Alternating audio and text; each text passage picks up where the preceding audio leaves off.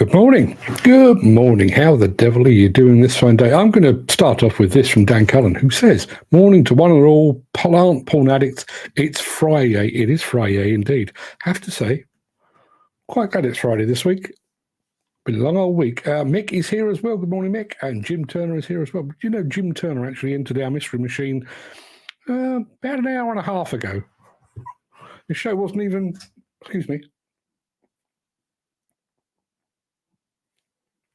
bit of beard.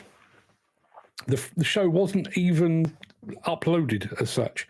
So, Jim, thank you for entering so early, but you're wrong, I'll tell you now. Chris Field's here as well. Morning. TFI Friday, be one of them weeks, going to be AWOL most of today. I don't blame you at all. I have to say, I'm looking forward to this weekend.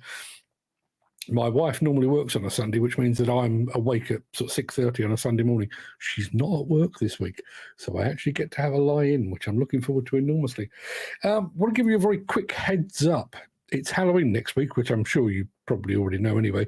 So we're going to be breaking with tradition while we're honouring another one. Nighttime shows usually take place on a Wednesday, but next week we are going to gather on a Thursday. Yes, a Thursday for a one-off reading of Gravedigger, my new Halloween horror story featuring an AI excavator gone rogue. That means you have just 4 days to order your copy of the ebook to ensure that your name appears on the dedications page of the final book, which we will be publishing the day after Halloween. After that, but basically you won't be able to get the book. Simple as that. We're also pulling down the shutters on dedications on Monday. So unless you've bought one of these copies of this book, if you don't get it by Monday, you're not in the book, I'm afraid. So if you do fancy seeing your name in print, you need to act fast. I know some of you, in fact, most of you, I think, have already signed up. But for those of you that haven't, I'm going to post a link in the chat right now. Bear with me for 1 second. It's that one there. According to Chris Ford, bonus, the clocks go back on Sunday as well. Do they? I know it was coming up. I didn't realise it was quite so soon. Just one other thing very, very quickly. Got a full batch of shows next week, including, let me do that again. 5 daytime shows or 5 morning shows, plus the Halloween show. But the week after, I'm going to be away on Tuesday. I'm off up to Sweden with Volvo. I think I've got time to do a morning show on Monday before jumping in a taxi to head off to the airport. I'll check. I'll let you know next week. But yes, there'll be no Tuesday show.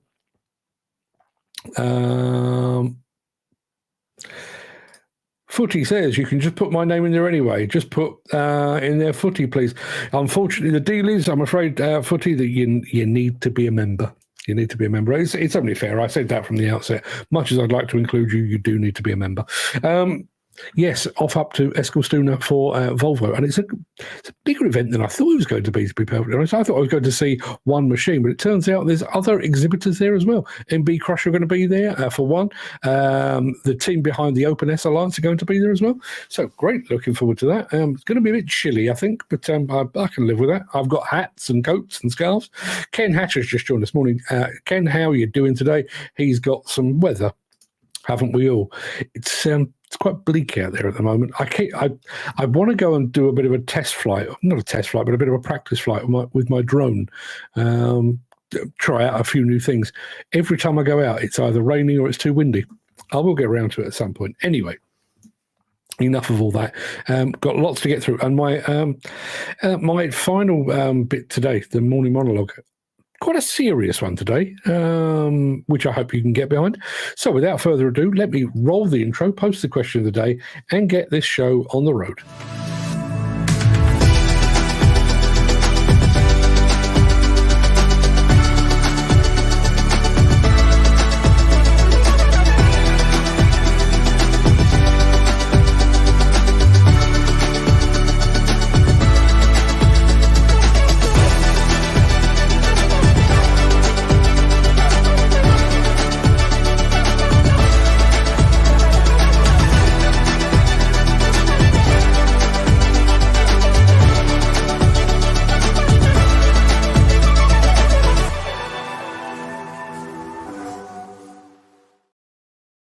Dan Cullen says, lol, get me a few caps. Dan, it looks very much like you're going to win this month's Mystery Machine. I've already got a prize in mind, but I've actually got a few caps that I brought back from Mine Expo. May bung a few of those in just to keep you sweet. There you are. That's the kind of guy I am. All that being said, it is Friday, the 25th of October. Welcome to the Breakfast Show. I am your host, Mark Anthony, the Walrus of Demolition. In today's show, is this new Heracles loader hot or not? I'll leave you to decide. JCB's latest rotary telehandler. We've got some dramatic Dutch demolition and fleet management down under. Plus, I've already indicated it, but I'm going to tell you a bit more now. In today's episode of Mark's Morning Monologue, I'm going to ask, why are there so many questions in the UK demolition industry that go unasked and therefore unanswered? But before we get to all of that, there is the small matter of today's Mystery Machine to attend to. So let me play the animation and I'll show you what it is that you're working with.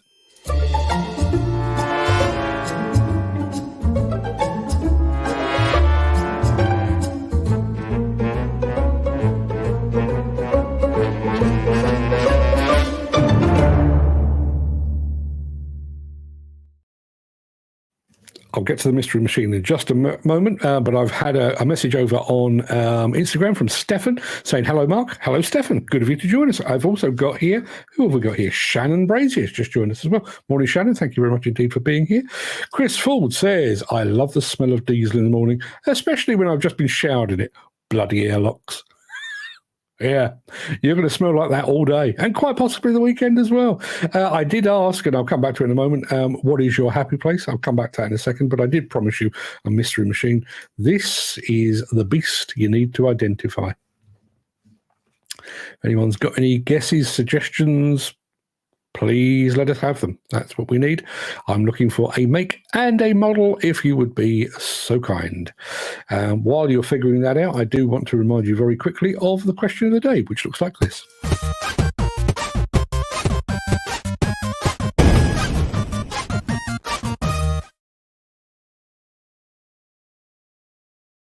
Yeah, my question of the day today is, well, basically, it's timed because it's the weekend or thereabouts. And the question is this: what or where is your happy place? Is your happy place a specific location, a pastime, the people you're with? Personally, mine would probably be on a cruise ship with, well, just off the coast of Italy, ideally, with my long-suffering wife. Failing that, I'd be fishing. That would be my happy place. But what about you? We've already had a couple of offers on this. What have we got? Ken Hatcher says his happy place is his house. Fair comment. Mick says, easy one, sitting by the Thames with the hound and a pint in my hand. Sitting by the Thames. I do like sitting by the Thames. Really do. In actual fact, when you think about it, I quite like the cruise ship and I quite like fishing. I think so long as I'm quite close to some water, I'm kind of in a happy place anyway. But please keep those coming in. This is the Mystery Machine. I'll show you a bit more just to whet your appetite. That's what you're looking at. Dan Cullen, oddly enough, Dan Cullen has suggested that might be a Cat D5 dozer. It's not, but funnily enough, that was Jim Turner's guess of the Mystery Machine about an hour and a half ago. Yeah. Have you got the office bugged? Do you all know that I've got a D5 planned for next week? I mean, I haven't, but, you know. So, yeah, keep the guesses coming in. But are you on the right path? Not really. Sort of, but not really. Keep the guesses coming in. We'll be right back after this.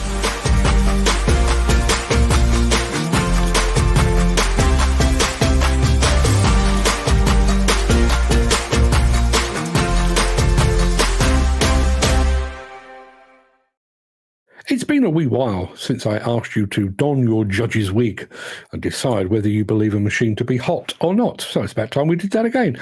I'm going to show you a Heracles compact wheel loader, and I would like you to decide quite simply in the chat, do you believe it to be hot or do you believe it to be not? Take a look.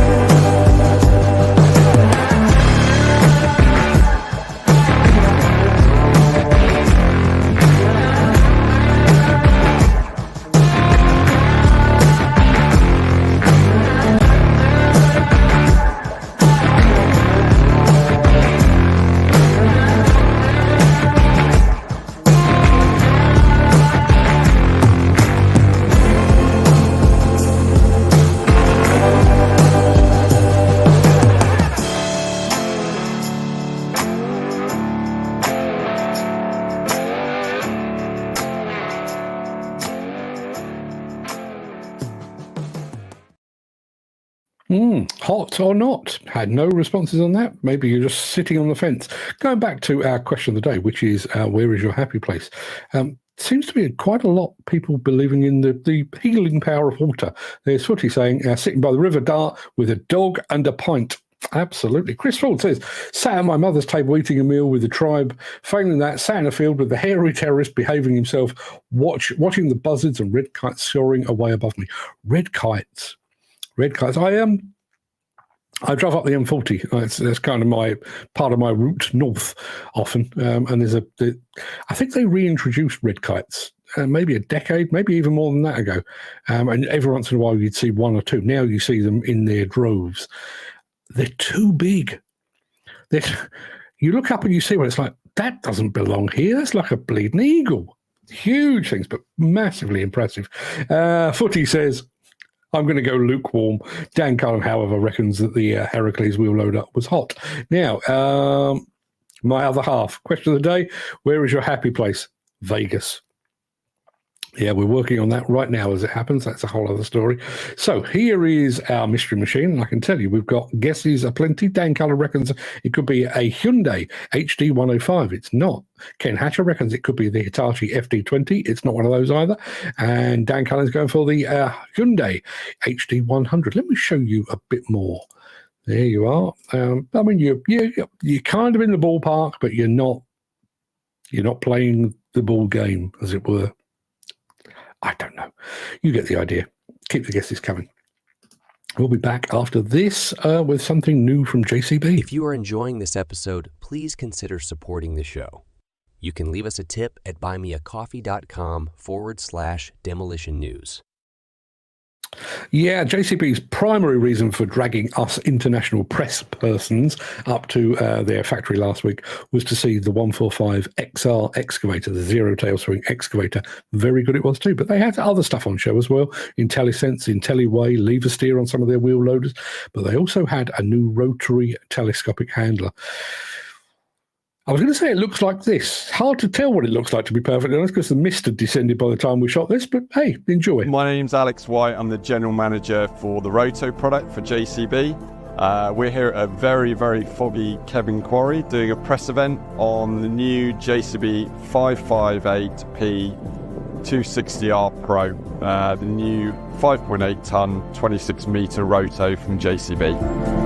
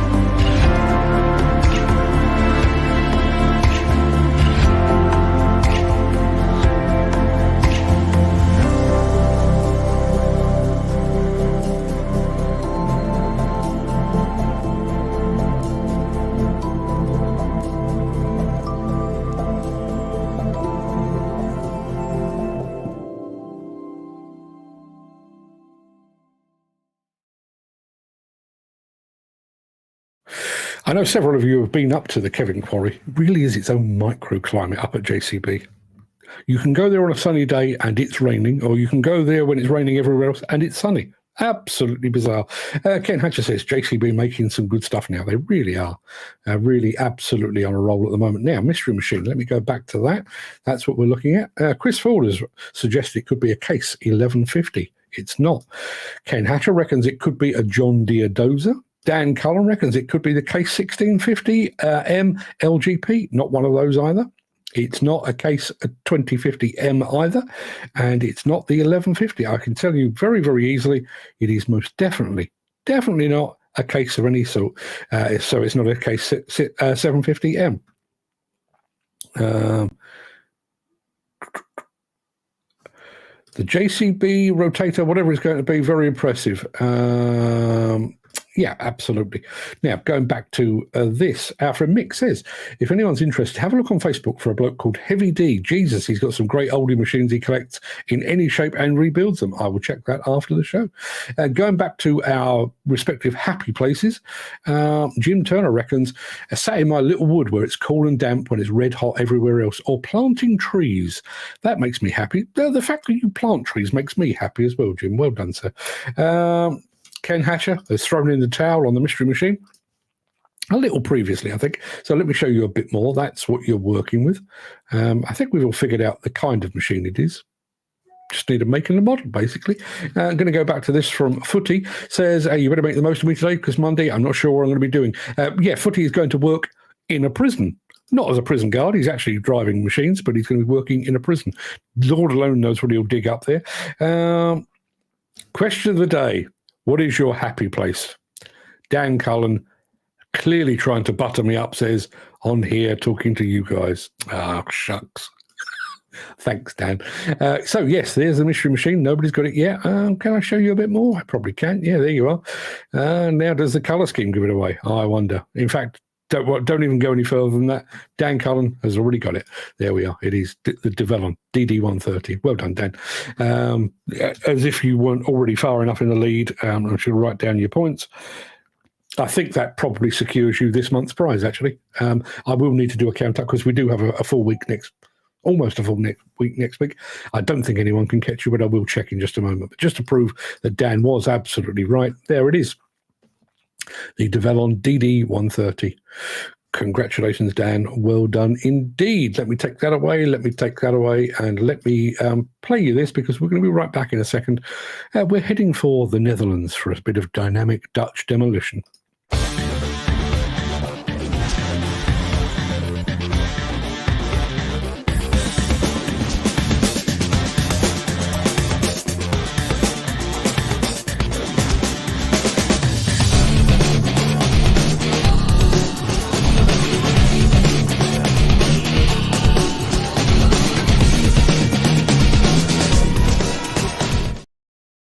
Just had a message on LinkedIn from Ross Redhead, he of Redhead Demolition, who says, big things on the horizon, watch this space.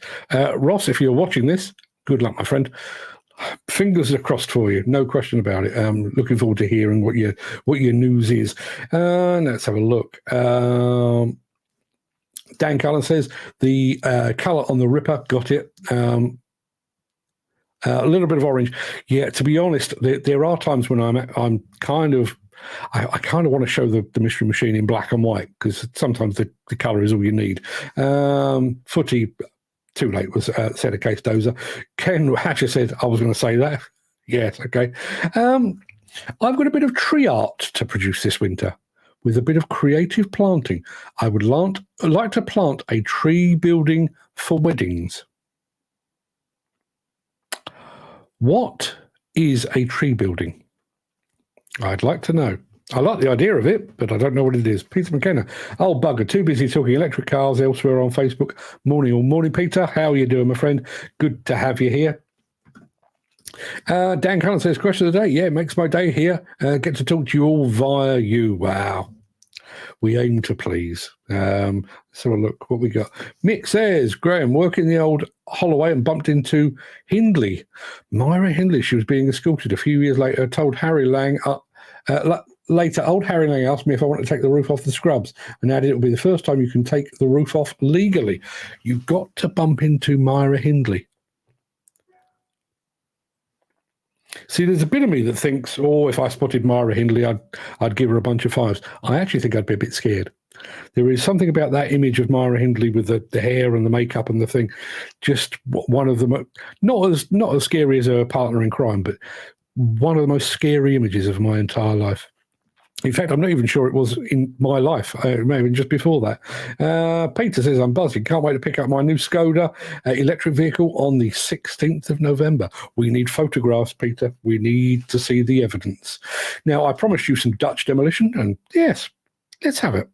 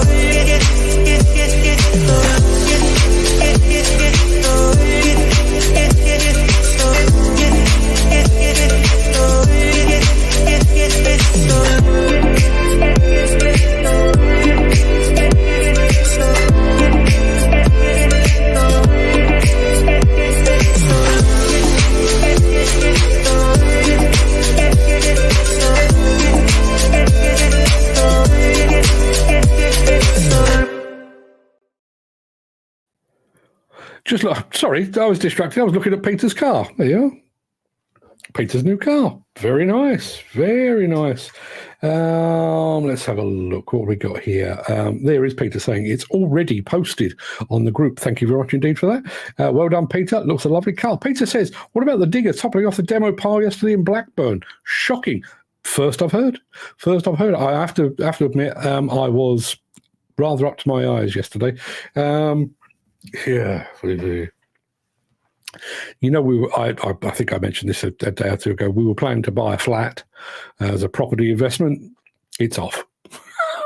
not because of us. It's off because there were terms and conditions that we weren't willing to abide by, which is damned unfortunate. What do CPCS cars represent? Not a great deal. Footy. Electric, it might go bang. I don't suppose it's going to go bang at all. I'm going to be right back. I'm gearing myself up now for the morning monologue. But first we'll do this, and then we've got one more film. I think the next one's from Down Under. Can't actually remember, but I think it is. Since the finance bill came into effect in April, the construction industry has seen a surge of fuel thefts. The rising cost of living has placed an additional risk of theft by employees and contractors, as well as opportunistic thieves. By using diesel dye and placing warnings of its use, you are sending a clear message that this is your fuel.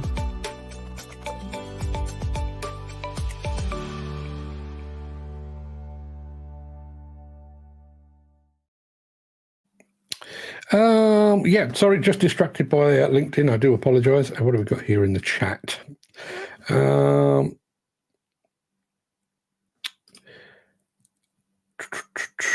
Unbelievable, probably down to operators' lack of competence.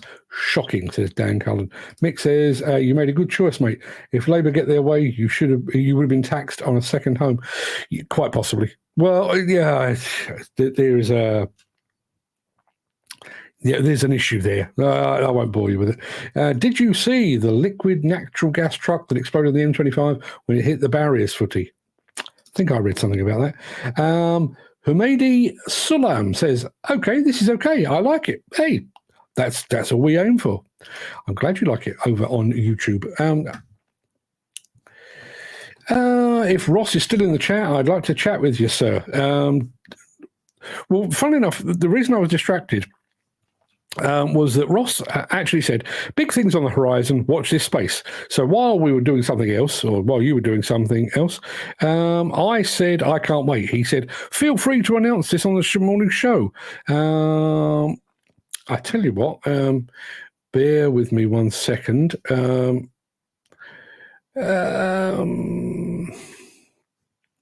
What's the best way to do this? Ross wants to see this morning's show, and he can't find it where he is. So let me just grab, blimey. You're not supposed to do this while you're live, you know. But I'm just going to send this over to Ross because, you know, he is a mate and seems only right and proper. There we are. That's that sorted. And Ross, if you're about still, and if you're watching this, Dan Cullen would like a word. I know you've worked with Dan in the past, but he would like a word if you would be so kind. Let me take that away. One more film, and it looks like My name's Glenn Caulfield, and I'm the manager of operations at Gillenbar Mine. Gillenbar Mine produces PCI coal around 5 million tonnes per annum, looking to increase to 6 million over the 5-year plan. We had a fleet management system looking to deploy that out into the mine. We're short on advice and I guess the know-how on how to do that change management successfully. Craic were able to help us unpack those issues, which were, I guess, more than what we had anticipated. Things like maintenance on site, communications across the network, ultimately infrastructure elements that we had not previously considered or maintained well ourselves on site. That was exactly what Gillenbar needed to get started. Their engagement with our team, so it was pretty wide-ranging, from the maintenance team to the electrical team with comms, and then also the production team. And I think overall that engagement and that consistency throughout that time we had together was overall one of the biggest contributors to the outcome that we achieved. Yeah, looking back at the time with Craic, I could only tell myself I wish I would have engaged with Craic sooner. Despite having conversations or promises with vendors around the assistance that they could offer, it just didn't match what we ultimately received from Craic with the services on that project.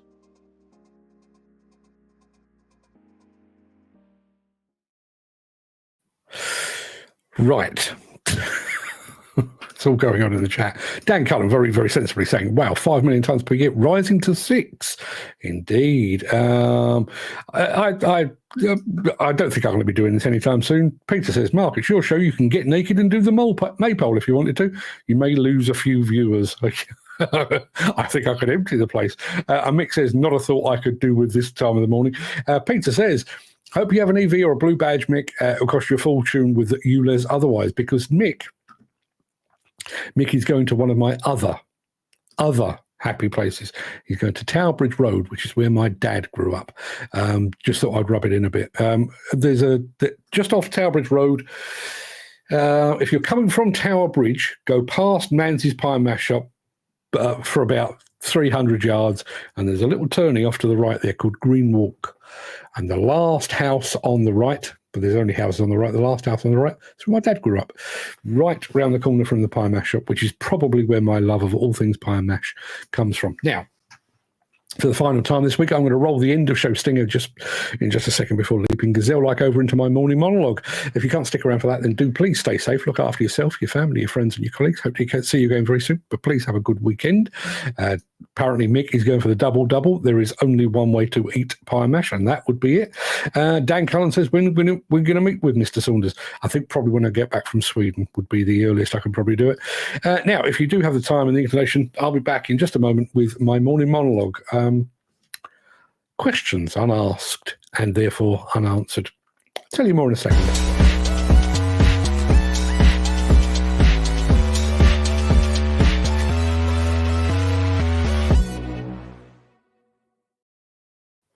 Why, do that again. Why are the women, one more time, why are the men and the women on demolition and construction sites consulted so rarely about how to improve processes, safety, training, and working practices? After all, these are the people who spend every day from dawn till dusk immersed in the environment. They know the drills, the machinery, the risks, and the shortcuts that people take to meet deadlines. But no one asks them, do they? Why is the industry so reluctant to mandate drugs and alcohol testing for its workers? We're all aware that it's an issue, but no one questions the factors that makes the work sites more dangerous than they need to be. Is it fear of the truth? Fear that if we delve too deeply, the culture of the industry will be exposed, revealing systemic cracks that can't be plastered over by simple HR initiatives. Why haven't we analysed more deeply the wave of company insolvencies that have wiped out entire sections of the construction and demolition industry in the past few years? It's easy to blame market conditions and unforeseen economic shifts, but isn't there more to it than that? We see the patterns: unpaid workers, abandoned projects, desperate contractors, but no one really wants to investigate why this keeps happening time and time again. And why do we not question when a company director who has sunk multiple companies in the past suddenly reappears, free of all accountability, ready to take control of another business as if their multiple failures were just bad luck? Let's start with the workers, the heart of any construction or demolition project. These men and women are more than just warm bodies doing a job. They are experts in their own right. They navigate dangerous sites, operate heavy machinery, and make quick decisions that can mean the difference between life and death. Yet when it comes to improving safety protocols, streamlining work processes, or refining training programs, their voices are conspicuously absent from the table. The people who know the risks intimately are often ignored in favour of those who observe from a safe distance, those whose experience comes from textbooks rather than the trenches. Is it arrogance? Is it that the industry's top dogs believe that workers aren't educated enough to have valuable input? Or is it simply a culture of hierarchy that has embedded itself so deeply in the industry that we no longer even question why the voices at the bottom are silenced? Maybe we don't want to hear what they have to say because we already know. The reality is that construction and demolition work is dangerous, often unnecessarily so. The men and women on the front lines could tell you that. But if they did, then what? It would mean admitting that some of the safety measures in place are just for show, that training programs are outdated, and that sometimes corners are cut just to meet impossible deadlines. Admitting all of that would require change, and change is expensive, time-consuming, and most threatening of all, it would challenge the status quo. Then there's the issue of drugs and alcohol on construction sites. It's not something we like to talk about, is it? There's whispers, of course. Everyone knows who's shown up to work hungover or worse. And the accidents, well, they happen.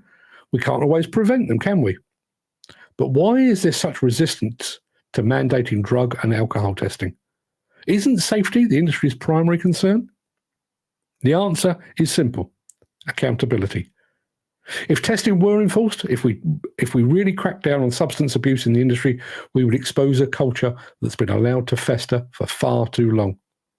And it's not just the workers who would be implicated.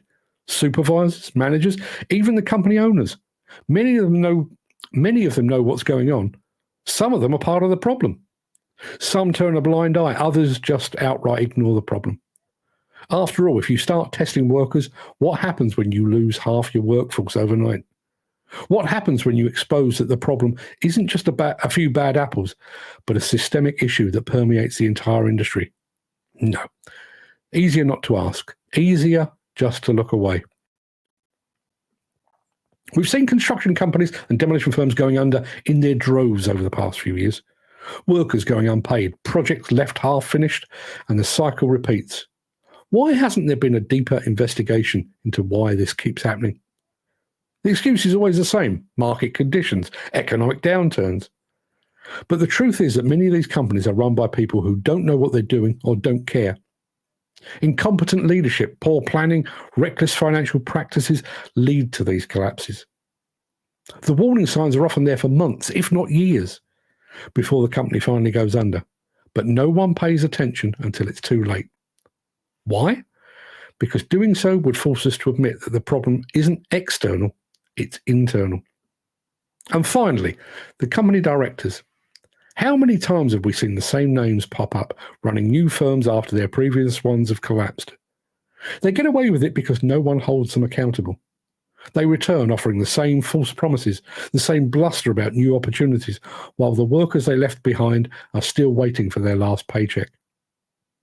We don't question it because if we did, we'd have to acknowledge that the system is broken. We'd have to confront the uncomfortable truth that there are people in the industry who are just allowed to fail. repeatedly and without consequence. They gamble with people's livelihoods and futures, and when the house of cards comes crashing down, they walk away unscathed, ready to start all over again. So why don't we ask these questions? Why don't we listen to the workers who know the job best? Why don't we enforce the rules that would make our work sites safer? Why don't we investigate the collapses that leave so many people destitute? Why don't we hold the ones in power accountable for their failures? Because the answers are too uncomfortable. The answers would force us to change, and change is something the industry has been avoiding for far too long. It's easier to let things stay the way they are, to keep our heads down, and hope that the next collapse, the next accident, the next failure doesn't hit too close to home. But sooner or later, those questions will have to be asked. And when they are, the industry will be forced to confront the uncomfortable truths it's long buried under layers of excuses, justifications, and denial. There you are. That's my thought for the day. Let's have a look. What have we got?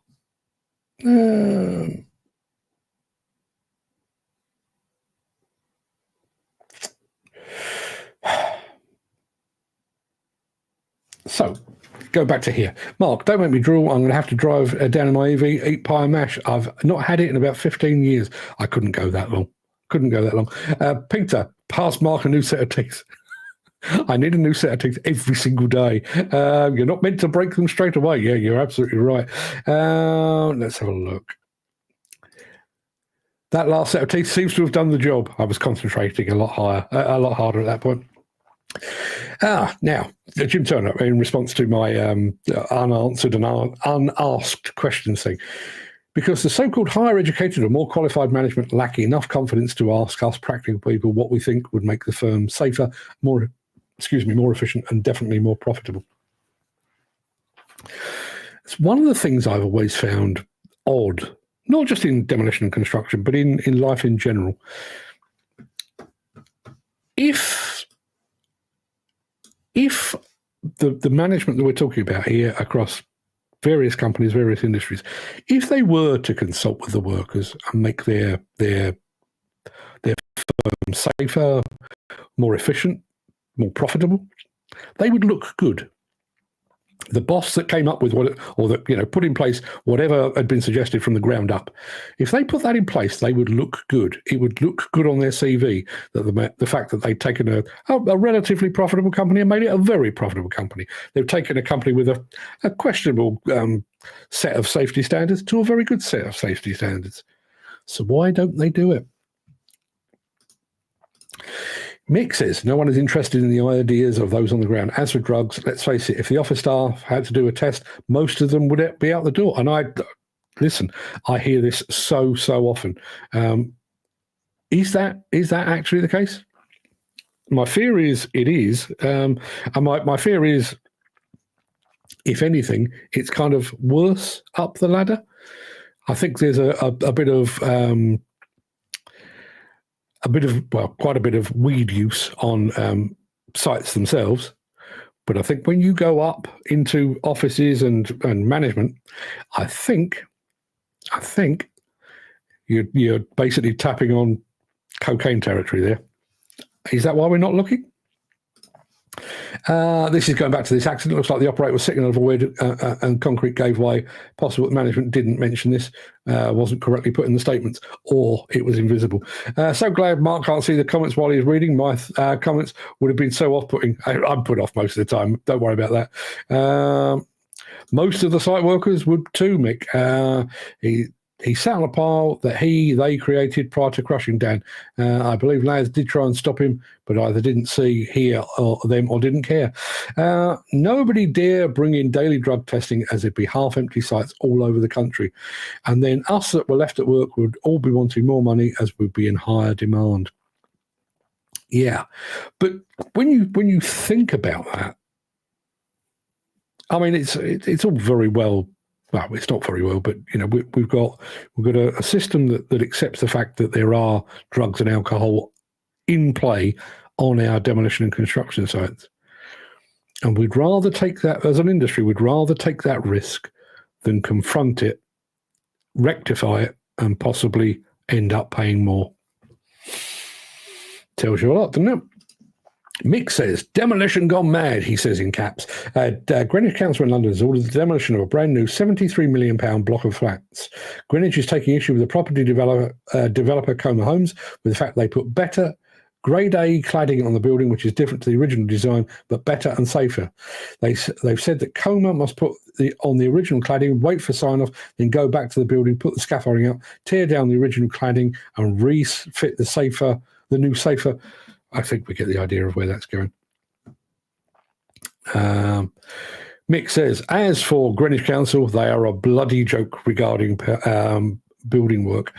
Dan says it's down to a lack of communication personally, and people rather go through emails, texts, and all going by what's on paper rather than asking the guys with the actual experience what their views. Why? Imagine going to a Dan or a Footy or a Jim or a Ken or something. What do you reckon on this? Oh, I reckon we should do that. Well, that's a good idea. What? Does that make you look bad? Sure, that makes you look good, doesn't it? I'm going to leave you alone now. I'm going to take the hounds for a walk. Enjoy. I'm trying to do this with a company right now, but not making much progress. Goodbye, Footy. Chris, who apparently has now re-emerged over on YouTube. I don't know why. Not the first to land in a cellar and won't be the last. No, you're probably right. Yes, Jim, and well said, and yes, Mark, says Dan Cullen. Yeah, I don't... What I don't understand with all of this is kind of in the public domain. This isn't kind of a secret conversation that's going on anywhere. Things like drink and drugs. This is out there in the public. There are trade associations that are very, very aware of this. There's a few, like the SPOA up in Scotland, who are pushing this agenda very, very hard and basically getting nowhere. So it's out there. People are aware that we have an issue with drugs and alcohol on our sites. And yet, what was it, 5-6 years ago, we saw Carillion go pop. Out of the blue, as far as I could tell. Cost millions, took loads of companies with them, and we all, clutched our pearls to our chest and said, oh, this must never happen again. And there you are, a couple of years later, bang goes ISG. Exactly the same set of circumstances, exactly the same outcome. So we know this. As for the directors of failed companies bouncing back, I have no major issue with people coming back. If demolition or construction is in your blood, if that's all you've ever done, I don't have a problem with you coming back. Where I do have the problem, though, and I do wonder if the legal system has made collapsing a company a little too easy now, a bit like divorce. It used to be quite hard. You used to have to, not that I've ever done it, but you used to have to work quite hard to get a divorce. Now you just say, oh, she's getting on my tits, and that's it. You're divorced. And the same applies, or seems to apply, with company insolvencies. You have these pre-packed insolvency packages. You just go along to an expert and say, yeah, it's all gone horribly wrong. Fold it. And while they're folding that, you're off starting a new company down the road. So, your staff, they're out on their ear. They didn't get paid. The work that you were doing, unfinished, somebody's going to have to pay for that. Your subcontractors, they didn't get paid, and there's a knock-on effect through the industry. Meanwhile, you're over here still driving your same fancy car. You're still living in the nice fancy house, and you started a new business, and your hands are completely clean.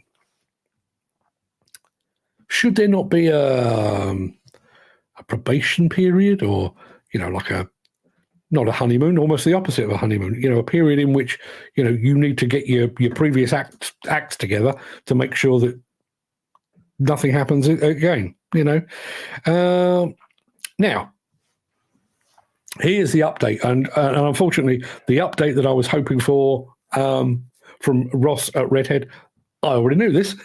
In fact, I've already reported it. Morning, Mark, he says, hope you're good. Just an update for you. Personally, couldn't do the wrong thing and dump all of our debt. Redhead have now merged with Mackey Demolition, formerly Jim Mackey of the McGee Group, with myself staying on as operations director.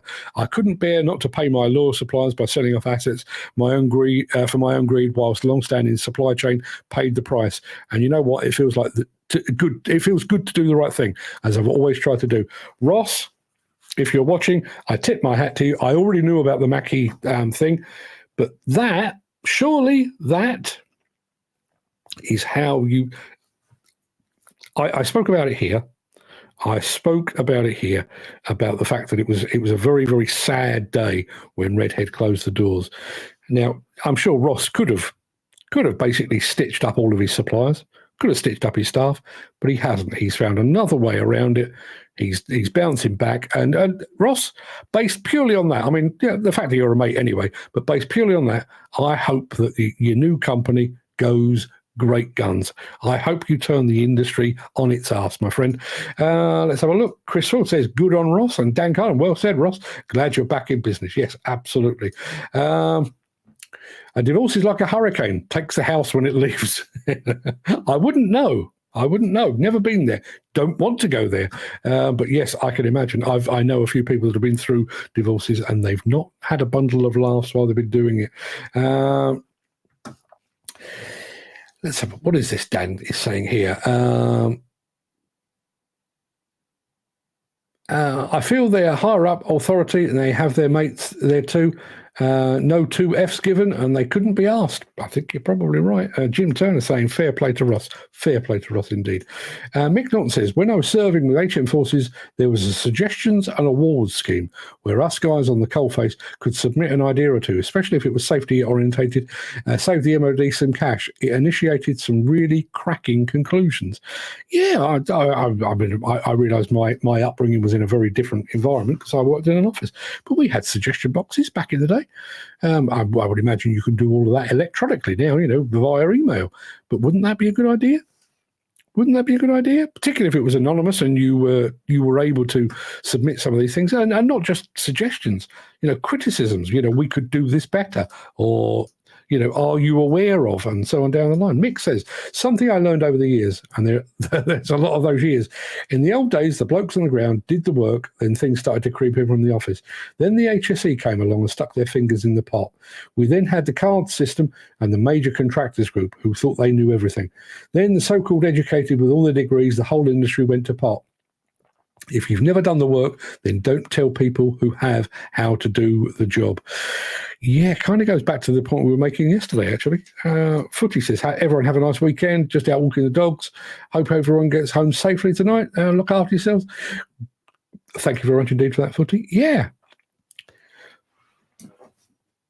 Again, one of the things, and this is where, my job is not dissimilar to yours. Obviously, I work in a different environment because I'm sat in a comfy chair, with a cup of coffee by my side. But when we do work for marketing companies or marketing departments of companies, and our job, if at the end of it we've made the marketing person that basically gave us the job to do, if we made them look good, chances are we'll be invited back to do more. Does that rule not apply everywhere else? Well, clearly it doesn't. If you could go to your site supervisor or your boss or somebody like a Ross Redhead and say, mate, I've got an idea. If we did this, it would it would reduce accidents, it would save time, it would increase profits, or whatever it might be. And they then take that away, have a good look at it and come back and go, do you know what? You've got a point. And then they instigate it. And I don't think anybody is expecting your suggestions to be, the Dan Cullen initiative or the Jim Turner revolution. I don't think anyone's expecting that. But if the industry or if the company was better, safer, more productive, more profitable as a result of that initiative, you'd like to think that, for one thing, there would be a bond between the person that came up with the idea and the person that implemented it. But everyone would benefit from that. The guy that then took that idea and implemented it would look like the blue-eyed boy. Look at this. Look what I've done. I've put another 5% on the bottom line, or I've eliminated accidents on all our sites by this one thing that I've done. The guy that actually came up with the idea, he gets a warm, fuzzy feeling because everybody's listening to him and they're now abiding by his suggestion. Surely? Right, time for a shit shower and shave, then DLR to Tower Gateway and a little walk across the Fisherman's Daughter. Enjoy, Mick, and plenty of chili vinegar. And please, please don't turn the pies upside down. It's not as bad as having gravy with the pies, but it's almost. Please don't turn the pies upside down. Crusty side up, please. Just saying. And just for those that the uninitiated, Mick, are you a fork and spoon man? You go into a pie mash shop, for the uninitiated, those that aren't of the London persuasion. They have a tray of cutlery on the counter where you pick up your pie and mash and your liquor and whatever, and they have knife, fork, spoon. The connoisseurs never take the knife. I don't know why that is, but it feels wrong to do it. That's the way I was raised. I think it was the Australians that had a rule that company owner couldn't run a company unless they held qualifications for that trade. Isn't that a brilliant idea? Isn't that a brilliant idea? And funnily enough, I mentioned the other day, we had a guy coming around here to fix our washing machine. I need to address this first. Stay safe, gents, and have a good weekend. Good, mate. Never turn the pie over, and fork and spoon. Good man. Spoken like a true connoisseur. Yes, we had a guy around here the other day fixing our washing machine and just chewing the fat with him. Turns out he's married to an Aussie, and he'd been toying with the idea of actually moving to Australia. But bizarrely, couldn't get in. For one thing, he was 50 years old. And I said, what's the deal there? And he said, well, bizarrely, he said, I went through all the paperwork, and our standards here, the competence, qualifications and everything else, the standards here are higher than they are in Australia. But if he went to Australia to ensure that he abided by their rules rather than our rules, he would have to work as an apprentice, basically for nothing, for 2 years before he was allowed to work, despite the fact that he was arriving already qualified. And to you, Dan, when you want to meet up with the bearded one, let me know. The beard may not be here much longer. It's starting to get on my nerves a bit, to be perfectly honest, but that's a whole other story. Mick says, my former employer, the great entrepreneur Roger Bullivant, would often ring his R&D department head at 3 a.m. with, I have an idea. That's why his company led the field in ground engineering. What? Because he woke up his R&D department in the morning. But I take your point. And wouldn't it be marvellous if you had the sort of relationship with your supervisor, project manager, the owner of the company, where you could pick up the phone and go, I've got an idea, or have you thought of, or I've spotted this on site. You kind of need to do something. Wouldn't that be great? Jim Turner says, I was chatting to someone about my ideas to make something better. They said, I'm welcome to submit it, but unless it's implemented and developed in the way I want it to, then it won't be my idea at all. It's actual involvement people want. They do. But then by the same token, it wouldn't be particularly hard, would it? And we're not talking about turning the entire industry on its head here. Those little bits and pieces, the little incremental changes that might make life better, easier, safer, more productive for everybody. Those little things. Have you thought of? Well, that's a bloody good idea. Job done. I think what you're talking about is, machine development. I know we've spoken about this, Jim. I think that, and right as well, you should have some sort of copyright on that. I think those little ideas that might actually make the site safer, the company safer, the industry safer, I'd be more than happy to give those away. Let's have a look what we got here. Dan Cullen, another fantastic show, Mark. Well done and thank you. Have a great weekend. Stay safe. Be a happy camper. Go to your happy place. I think I've already been overtaken. Mick is on his way to my happy place. Mick Norton, I'm working with Bullivants right now for a few days, says Jim Turner. How about that?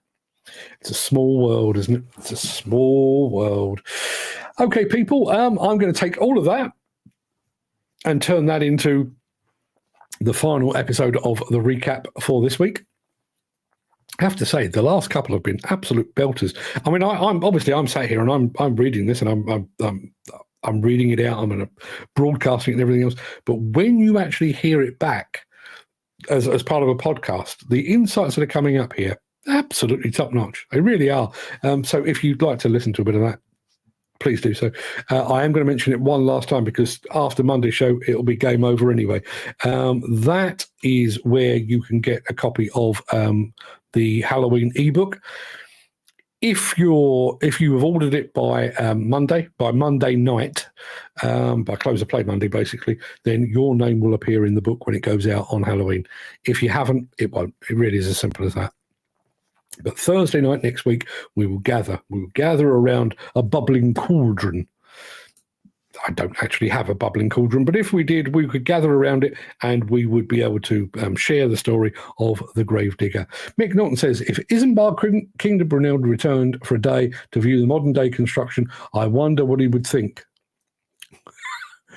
Did Isambard King de Brunel have a beard? I think he may have done. I think he would do this. What have you done? What have you done? Jim Turner says he'd be disgusted. Yes, he would.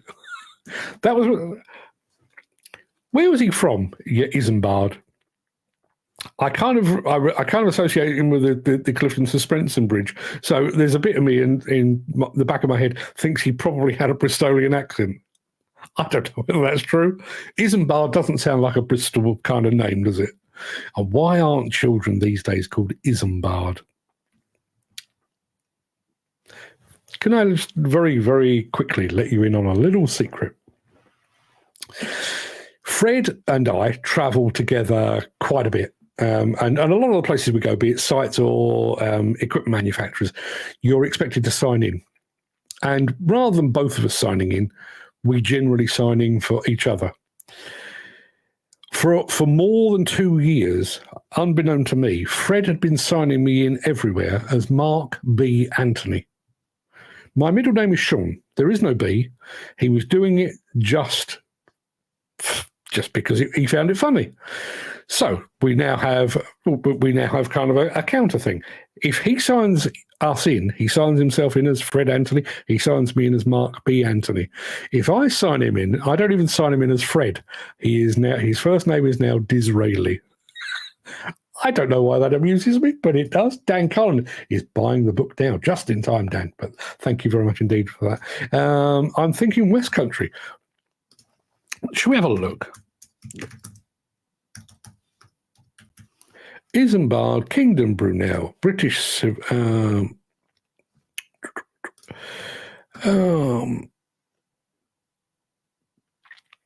He's actually born in Portsmouth.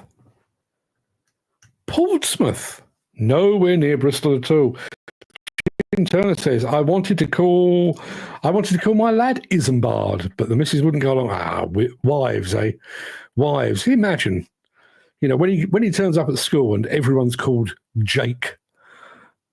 What's your name? Isambard. Can we call you Izzy? No, you fucking can't. My name's Isambard, and you will pronounce it accordingly. What is the other site you've got? Other site? Not sure what that is. Gary Muirhead. Gary Muirhead is here. Good morning, Mark. Good morning, guys. Happy Friday, everyone. Good morning to you, Gary. Thank you very much indeed for being here. Missing you, my friend. Missing you. Listen, if not arriving here until 11 o'clock means that you have job security, then long may it continue. But I'd love to have you back on the show. Mick Norton says, Brunel, born in Portsmouth, 1806, when there were Isambards as far as the eye could see. Yeah. So you can understand why a name like Adolf slipped out of fashion. I get that. But Isambard, what the hell is wrong with that? Miss you all too, guys. Yeah, it's not the same without you, Gary. The show is somehow less. And the show is also over. People, go and have a fantastic day. Have a fantastic weekend. Back next week. As I say, 5 shows during the morning, and we've got one on Thursday evening as well for the whole Halloween Gravedigger thing. Look forward to presenting that to you. And there's Dan Cullen saying, morning, Gary. You missed another fun show. Thank you, Dan. You're far too kind. Everybody, go and have a fantastic day, would you? Look after yourselves. Don't. Oh, hang on a minute. Then it was Finian then Finbar, and we settled for Finley. Finbar. I've always liked a Finbar. Do you have any Irish in your family, Jim? Hang on. But we call him Ebb. Ebb. Why do you call him Ebb? If I was Mr. Royd, I would call my daughter Emma. Yeah. Well done, Mick. And Chris Ford says, see you next week. Yeah, looking forward to it, Chris. Everybody, go and have a fantastic weekend. I'll see you on Monday. Till then, thanks for all your input. See you soon.